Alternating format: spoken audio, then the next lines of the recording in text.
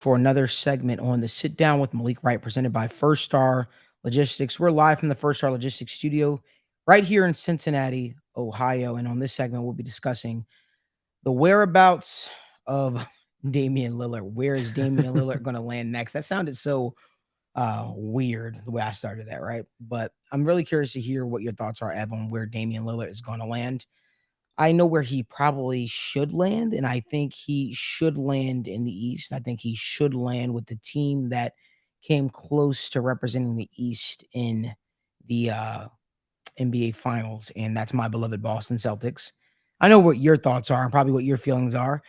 He should probably join your team over in Miami. So, I think regardless of where Dame lands, whether it's in Boston or Miami, I think he'll probably be landing in a good spot. And it was really cool for me to hear today that Boston threw their name in the ringer, if you will. But I'm curious to hear what your thoughts are on the upcoming whereabouts of Damian Lillard. Right. Malik, I think we should really just remove ourselves from the equation and let Dame pick where did he say he wanted to go? Where did Dame say he wanted to go? Miami. Right. That's it. Okay. Yeah. Well, I mean, hey, he knows what he's doing, so it sounds like a smart play. But all jokes aside, I think the optimal landing spot for the Blazers probably is something like Brooklyn, where you've got a lot of young players. You have multiple assets, I think upwards of 5 first-round picks that you can offer coming up in the next 3 years, along with some swaps. I mean, the salary can make sense if you include a Ben Simmons, where it unloads in the next 2 years and comes off of Portland's books right when they're looking to really build their team and kind of hit their stride with their young core that they're rebuilding now. But I also think that Miami can go to Portland and say, hey, we will give you 2 first-round picks and a swap and Tyler Hero and Duncan Robinson and Caleb Martin and Jamie Jacques and just whatever the hell you want to get this done, because obviously we know how the Heat value Bam, right? They're not trading him. Dame has specifically said he would like to play with Bam. So that is not – it's off the table. It's off the table. I know Malik's over here laughing because he's like, no, Bam is part of the deal. But Bam is not part of the deal. Listen, if you're the Trailblazers, you laugh at the notion of Tyler Hero, Duncan Robinson. It's more about the picks. It's more about the picks and assets. You're getting guys who are 25 years old. Let's say if Boston offers up Jalen Brown, right? Let's say who's not. I'm sorry. You have to now. You have to give up assets for the right to extend someone to a max contract. Jalen Brown is better. Why not just wait a year? Jalen Brown is better than anyone. If they want Jalen Brown, why not just wait a year? Any one of those players. Then why not wait a year? What do you mean? He doesn't want to resign with Boston. They don't want to give him that money. They're not going to find a way. So why, if you want Jalen Brown, why would you give up Dame and all the assets? Because why you don't have to get into this bidding war, if you will, when free agency opens up with teams. You can trade. Let me play that guy game, that you want. Sure, let's. You said Jalen Brown is okay. I agree. Jalen Brown is the best asset they can get. Okay, so here's what they do: they trade Dame to the Nets, get 5 first-round picks, and then sign Jalen when he hits free agency next year. Done. Why would they give up Dame to get what they can already get if they just wait 1 year? This is the whole, why would you trade for a guy when you're gonna have to re-sign him because they can hold you over a barrel type deal? Again, we did it with Kyrie. The same could be said about the Dallas Mavericks pursuing Kyrie Irving. I said the same thing about Kyrie. Still, guess what? They pulled the trigger. Because they have to. Because that's what it does. It backs you into a corner. You have no leverage. Guess what? For a team like Portland, right? Why would they back themselves into a corner? For a team like Portland that has Scoot Henderson, right? Okay. They can grab a guy like Jalen Brown because that's what they, I'll be honest with you, that's what they need, right? They need guys that are winning. So just sign them in free agency. You're saying that, but then the competition is so much. Because listen, a lot of people are going to be lining up to give him max contract money. A lot of you have you more seen, attractive destinations. Have you seen who's been getting max contract money lately? I do, yeah. Right. So when you say that, don't speak about Jalen Brown as if that guy is. I mean, no. Don't speak about Jalen Brown as if that guy is not a difference maker for a team or these other teams. And listen, me and you might agree with Jalen Brown. We might be having the same exact stance of where we view Jalen Brown. Because certainly Jalen Brown didn't show up when I expected him to. But what I'm saying is, when it comes to these organizations, we know this, right? It's not even a need to get into debate. But when it comes to these organizations, these teams will throw buku ridiculous money at some of these players. Jeremy Grant got $160 million at a player of, let's say, Dame Lillard's caliber, right? Sure. If you want to call it that. Okay. Then why does Dame only have maybe 4 or 5 destinations? And it's because money No. Dame has those type because Damian Lillard. Not every team can trade for headache. them. Not every he team. is a headache. He's a headache, bro. Dame Lillard is a yes, headache. He's a headache right now for the Portland Trailblazers. He is viewed as a headache. This guy is trying to dictate where he goes. He's trying to dictate where he goes. We've never seen any players do that before. No, sure we have. We 100% have. We 100% have. But he's still being a headache for them. This man has sat there quietly for 10 plus years, being that's under his own do doing. Exactly what I need to do, be the perfect right. leader. The and it's epitome. not about. I'm not saying that he hasn't been the most the most upstanding. So he citizen wants to get done right. How is that being a headache? He's doing it the right way. He's not doing this in the middle of the season saying, trade me now. I'm giving up on this team because you gave up on me. He waited till the offseason. He said, can we do something to where I feel comfortable? I'll wait until after the draft. Offseason. When the season was still going on, he said, I'm not interested in a rebuild. I'm not interested in this. I'm not interested in that. And then guy comes out and says, I want to play with Miami. Fair. No, but then you're talking about why teams are not lining up. A lot of teams will be lining up. Here's my point. Right. There are only a handful of teams that can sign a max player at any one time because you either don't have a max contract slot or your timeline doesn't line up with it to the point where you're saying every team would want to resign. I'm saying, dude, there might be 5 teams that can realistically sign Jalen Brown. And that's the thing is if you're Portland and you're saying we have all the money in the world we can give you, we've got these young pieces, we've got 5 draft picks coming in the next couple of years, come be the guy in Portland with Scoot playing with us, with all of our new draft picks, with all this money that we get from getting off a Nurkic contract and the Dame Lillard contract. Like, I feel like they've got a pretty damn good chance of signing him to where they can get more assets, man. Like, I don't feel like they have to give up with the only asset they have to get Jalen Brown now. I think your and me philosophy has always been a little bit different from this. And well, that's a team building thing, right? Like, I would never trade for a player that I want to sign the next year. Exactly. And me being the aggressive-minded person that I am when it comes to that, I would. If I want to, and that's okay. Right. That's okay. Like that's one of those things where if we're talking NFL, if we're talking NBA, you and me have never been aligned on this. No. It's always been Jamal Adams all over again. That's how you end up paying a guy fucking 20% more than the rest of his position. But again, it depends what we're talking about. Like me, I would never do that for a safety position. I would never do. But if there's a guy that I think, and then the NBA, and let's hear me out. No. In the NBA, if there's if the NBA, listen, if you're able to go out there and get a quote unquote star player, a guy that you deem a superstar player, he can make that much of a difference. 5 guy, though. You better be a Steph Curry, a Kevin Durant, LeBron James. But some of these guys, if they feel like this player said player can make a total difference to their team. Player? Jalen Brown, no, he's not a top 15 player. No, he's a top 20 player. So now we're talking about a guy who might be 20th, 18th best player. And now you're talking about that's the guy you give up all these assets for, put yourself over a barrel, back yourself into a corner leverage wise. That's the guy you go out there and do. I get doing it for a Kevin Durant. I get doing it. You and I are in agreement. We're in agreement. I'm not disagreeing. We made this into a Jalen Brown.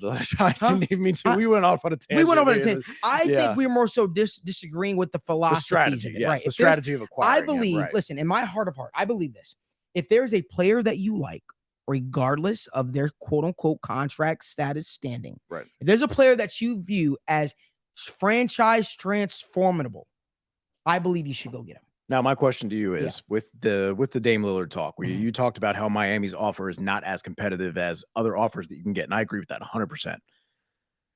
Does it change your perspective on how Portland might handle this when the report from Adrian Wojnarowski comes out saying that Portland is going to try and meet Dame's demands? If it says they're going to try and accommodate Dame for whatever he wants to do, does that make that Miami, as much as you are dissatisfied, if you're the GM getting this offer, do you say, hey, we want to do right by Dame. We're still getting first round picks. We're still getting young assets that even if we don't necessarily want in terms of like, we value them highly, we still have them as assets for trades, for other disgruntled stars, for cap, whatever else. I think it does change a little bit, but I think at some point an organization has to do what's best for them to some degree.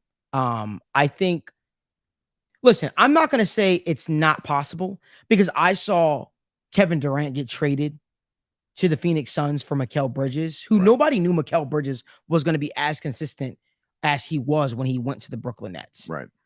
So anything is possible. For a guy that's given Portland so many great years, right? A decade. I could see them trying to meet his demands, but I just think it also has to be within reason as well. Yeah. That's all I'm saying. No, I think it just has to be within reason as well.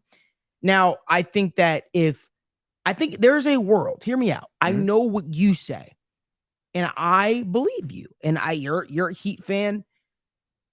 There is a world. I'm not saying they're going to do it. So let me preface this by saying that I'm not saying they're going to do it, but there is a world in which Portland calls and says, what about Bam? And then Miami goes, no. And that's the world. And then what if, hear me out. What if they call Boston and they say, hey, Boston, we want Robert Williams. We want Jalen Brown. Okay. Is that enough to get the deal done? God, no. You have to add in picks. You got to put more assets in there. You're not getting but to me, and we can debate about this all day, brother. Right. You and me have debated about a lot less. But you need the picks because you have a player with 1 year on an expiring deal and Robert Williams. That's what you have. Who's on the because there's no guarantee that Jalen resigns with you. Right. Evan, real quick, I've got something to say. Just compare the two. Like, I'm kind of confused. Compare the two. For me, Jalen Brown and Robert Williams is way more than Tyler Hero. I understand that. I'm saying Jalen Brown is on a 1 year deal. There is no guarantee. So you're giving up what you could get from not even just Miami, the Nets, 5 first-round picks. You are taking that risk and saying, we want no other first-round picks. We might walk away from this deal next year with only Robert Williams, with no picks, with no one else, because like you said, there's going to be multiple other teams that want to get Jalen Brown, and he might go somewhere else. Okay, fine. We'll play that game. There's a lot of other suitors. What guarantees that he stays in Portland after that trade? What if he doesn't want to go somewhere else? What if he doesn't want to go play for another team that he sees, or gets an offer from the Mavericks and says, I'd rather play with Luka and Kyrie or something instead, right? That's why the deal is different. I don't say that they wouldn't be interested in that. I'm saying that you would have to do some sort of sign and trade with Boston to guarantee that he's locked into that. And you probably still have to put a first-round pick in there, man, because like we said, I don't know if Dame and Jalen Brown are necessarily at the exact same tier. I have a question for you, though. Yeah. Let's play a little game for a second. Isn't this basically essentially what the Raptors did with Kawhi Leonard? Hear me out for a second. You get a player in Jalen Brown. You pair him with Anthony Simons. You pair him with Scoot Henderson. Is that team not potentially a playoff team? They're definitely a playoff team. Right. So hear me out. We all know the NBA playoffs is a crapshoot. No one had the Raptors once they got Kawhi Leonard winning a championship that year. Right. They won a championship that year. I'm not saying that Portland Trail Blazers are going to win the NBA championship next year. So let me just preface it by saying that. But is trading a disgruntled, because that's what he would be if he stayed on this team, a disgruntled Damian Lillard for, let's even say, play the game, right, of 1 year of Jalen Brown, right?